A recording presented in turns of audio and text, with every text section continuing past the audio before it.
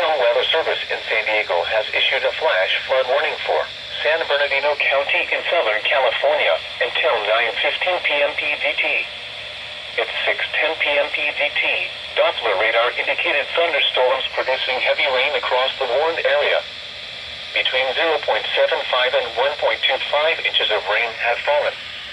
Additional rainfall amounts of 0.75 to 1 inch are possible in the warned area. Flash flooding is ongoing or expected to begin shortly. Hazard: flash flooding caused by thunderstorms. Source: radar. Impact: flash flooding of small creeks and streams, urban areas, highways, streets and underpasses, as well as other poor drainage and low-lying areas. Some locations that will experience flash flooding include San Bernardino, Rialto, I-15 through the Cajon Pass, Highland, Muscoy, Highway 18 between San Bernardino and Crestline, Devore, Silverwood Lake Rec Area and Cedarpines Park.